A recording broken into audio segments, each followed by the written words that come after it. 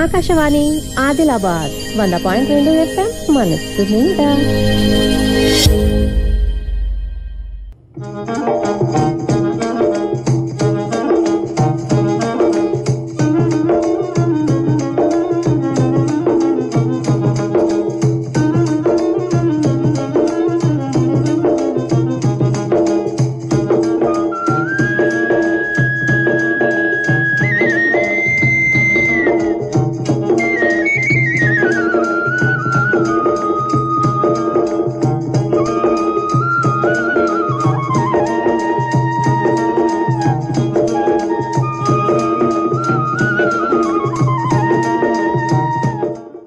ఇల్లు వ్యవసం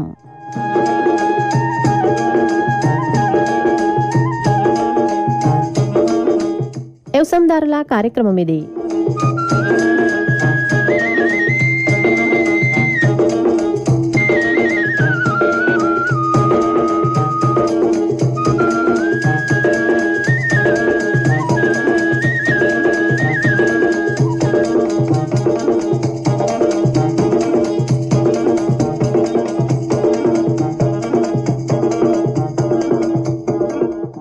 వ్యవసాయదారులకు పనికొచ్చే అన్ని తీవ్ర ముచ్చట్లను కలిపి వినిపించే కార్యక్రమం ఇది.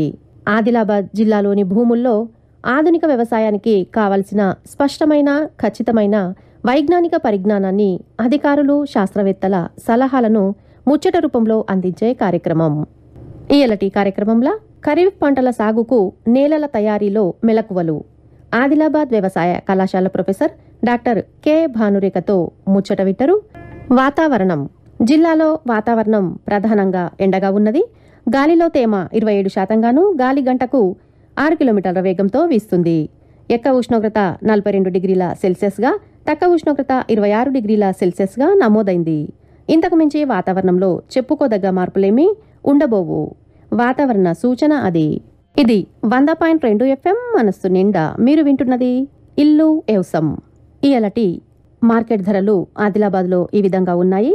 సోయాబీన్ 4,500, శనగలు ధర 5,850 రూపాయలు, కందులు 10,800. ఇవి ఇయలటి మార్కెట్ ధరలు. ఇల్లు వ్యవసం కార్యక్రమంలో ముందుగల విందాం. ఖరీఫ్ పంటల సాగుకు నేలల తయారీలో పాటించవలసిన మెలకువల గురించి ఆదిలాబాద్ వ్యవసాయ కళాశాల ప్రొఫెసర్ డాక్టర్ కె భానురేఖతో ముచ్చట ఇంటారు. వీరితో ముచ్చట పెడతారు కె లెనిన్.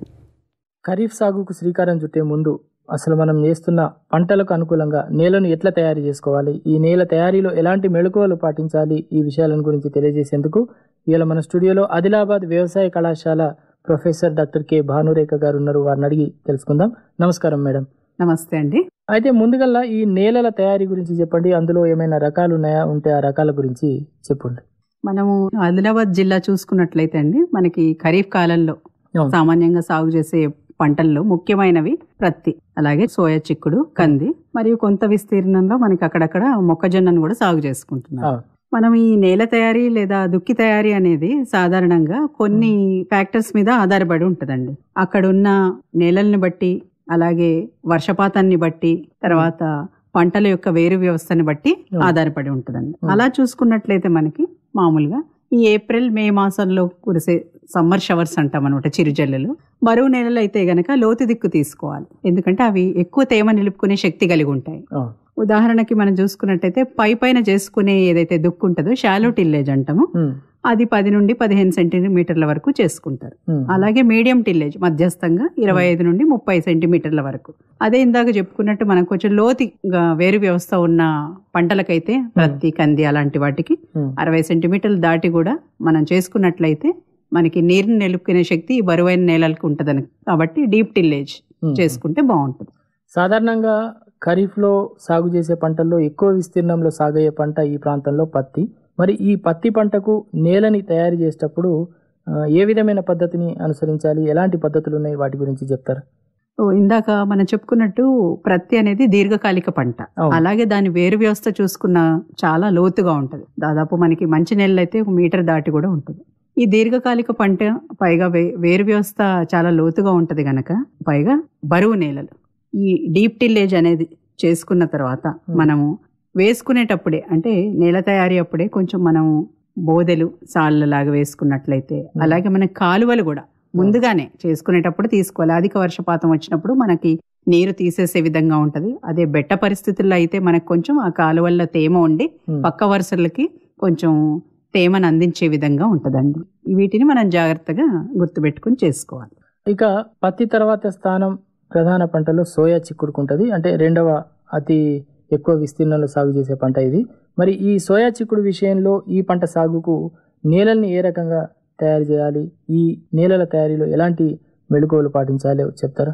సోయా చిక్కుడిని సాధారణంగా రైతులు ఫ్లాట్ బెడ్ అని అంటాం. అంటే దుక్కి దున్నిన తర్వాత మనం చదును నేలపై అలాగే విత్తుకుంటున్నారు. అలా కాకుండా మనకి బ్రాడ్ బెడ్ అండ్ ఫరో అంటే ఎత్తు మడులు అలాగే వెడల్పు మడులు అని అంటాం అనమాట. వీటి మీద వేసుకున్నట్లయితే మనకి పంట యొక్క పెరుగుదల అలాగే దిగుబడి కూడా బాగుంటుంది. ఎందుకంటే మనం ఎప్పుడైతే ఈ బ్రాడ్ బెడ్ ఫరో మీద వేస్తామో మనం ఈ బ్రాడ్ బెడ్ ఫరోవర్స్ కూడా మనకి దాదాపు 1.8 మీటర్ల నుండి 2.1 మీటర్ల వరకు మనకి బెడ్స్ తయారు చేసి వస్తుంది. అలా వేసుకున్నప్పుడు దాని మీద మనం 4 నుండి 6 వరుసలు ఒకేసారి విత్తుకోవచ్చు. అధిక వర్షాలు పడ్డప్పుడు ఏమిటంటే మనకి ఈ బెడ్ మీద నీరు అనేది నిలవకుండా కిందకి కాలువల ద్వారా తీసేయచ్చు. అదే బెట్ట పరిస్థితుల్లో ఉన్నప్పుడు కూడా ఈ కాలువల్లో ఉన్న తేమ ఏదైతే ఉంటుందో మనకి పంటకి ఆ వేరు వ్యవస్థకి అంది దిగుబడి అలాగే ముందుగా మనకి చెప్పుకోవాల్సింది ఎదుగుదల కూడా బాగుంటుంది. నీరు ఎప్పుడైతే నిలిచి ఉండదో గాలి తేమ అది బాగున్నప్పుడు మనకి ఈ పురుగు పుట్ర ఏదైతే ఉంటుందో అది కూడా తక్కువగా ఉంటుందండి. అప్పుడు మనకి దిగుబడి కూడా బాగుంటుంది. అయితే ఇప్పుడు ఈ అధిక వర్షపాత సమయంలో నేలని తయారీలో ఈ యాజమాన్య పద్ధతులు ఏ రకంగా పంటలకు ఉపయోగపడతాయి, వాటి గురించి చెప్తారా?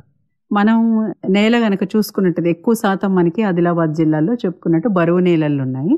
సో మనం ఈ సమ్మర్ లో ఎప్పుడైతే వేసవికాలం మొదలవుతుందో ఈ చిరు జల్లులతోటి లోతి దుక్కి చేసుకున్నప్పుడు ఏంటంటే మనకి ఎక్కువ తేమని నిలుపుకునే శక్తి అనేది ఈ నేలకు ఆల్రెడీ ఉంది. అలాగే మనం వేసుకునే పంటలు కూడా వేరు వ్యవస్థ ఎక్కువగా ఉంది, డెప్త్ ఎక్కువ ఉంది కాబట్టి మనం ఆ అడ్వాంటేజ్ తీసుకుంటూ లోతి దిక్కుని తీసుకోవాలి. అలాగే వర్షం ఎలా పడుతుంది అనేది మనం ముందే గ్రహించలేం.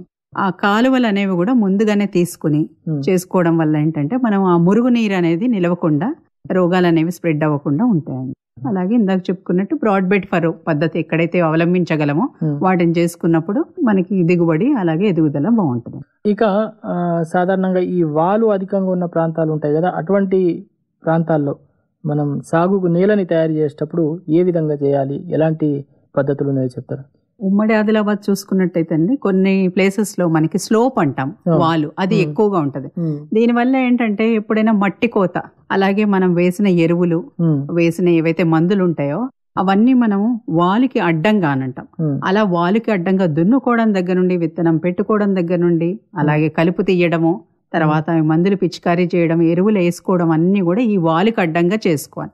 చేసుకున్నప్పుడు ఏంటంటే మనం ఈ వనరులు ఏవైతే వేస్తామో అవి నీటితోటి గాని గాలితో గాని కొట్టుకుపోకుండా ఉంటాయి, అక్కడే సంరక్షించబడతాయి. మనకి ఎదుగుదల అలాగే దిగుబడి కూడా బాగుంటుంది. అక్కడ మేజర్ ప్రాబ్లం మనకి మట్టి కోత అనమాట. ఈ వాలుకి అడ్డంగా వేసుకోవడం అనేది చిన్న పద్ధతే గాని మనకి పెద్ద ఉపయోగాలు ఉంటాయి దాని. సాధారణంగా ఈ బెట్ట పరిస్థితుల్లో బరువు నేలల్లో తేమను మనం నిలుపుకోవాలంటే ఏ రకమైన యాజమాన్య పద్ధతులు ఉన్నాయో వాటి గురించి సూచిస్తారా? మనం ఈ బరువు నేలలు చూసుకున్నట్టయితేనండి తేమ అధికంగా ఉన్నప్పుడు ఒకలాగా ప్రవర్తన ఉంటది. అదే తేమ లేనప్పుడు మనకి చూసుకున్నట్టయితే నెమ్మదిగా నెర్రలు లేదా పగుళ్ళు పారడం అనేది ఉంటది. ఈ భూమిలో ఉన్న తేమ ఏదైతే ఉంటుందో ఈ నెర్రల ద్వారా మనకి లాస్ అనేది ఉంటుంది అన్నమాట. సో మనం చూసుకున్నట్లయితే మనం అట్లా బెట్ట పరిస్థితులు ఉన్నాయి అనగానే మనము ఆ నెర్రలు బారకుండా అంటే మనం గుంటకలు కానీ ఏదన్నా ట్రాక్టర్ బేస్డ్ ఇంప్లిమెంట్స్ తో గానీ ఆ మట్టిని ఏదైతే ఉంటుందో అక్కడున్న మట్టిని మనం మల్చ్ అంటాం అనమాట. ఒక సన్నటి పొరలాగా ఈ నెర్రలు లేదా క్రాక్స్ అనేవి పూడుకునేటట్లు చేసుకుంటాం. అలాగే దీనివల్ల ఇంకోటి ఏంటంటే మనకి అక్కడున్న కలుపు ఏదైతే కలుపు ఉంటుందో కలుపు కూడా మనకి ప్రధాన శత్రువు తేమను తీసుకోవడంలో.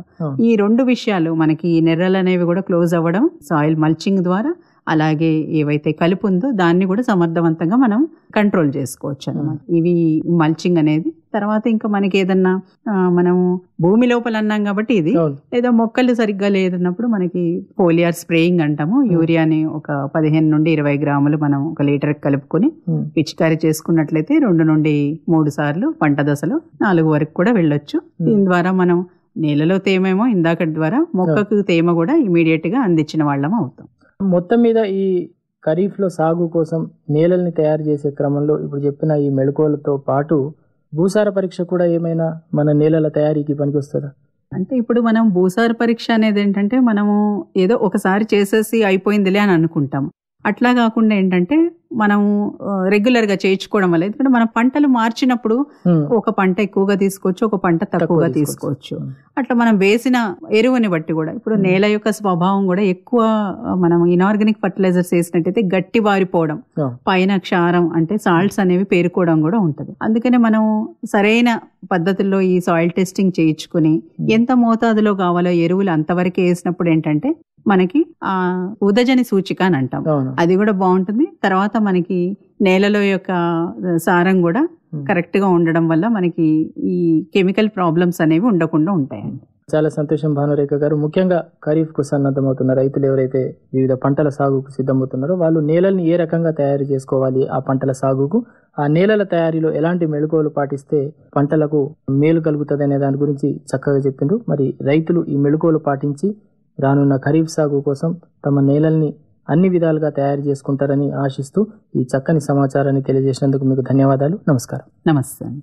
ఇప్పటిదాకా రైతులకు పంట మొత్తం చేతికొచ్చినాక ఉగాది కొత్త సంవత్సరం నుంచి భూమి ఖాళీ అవుతుంది.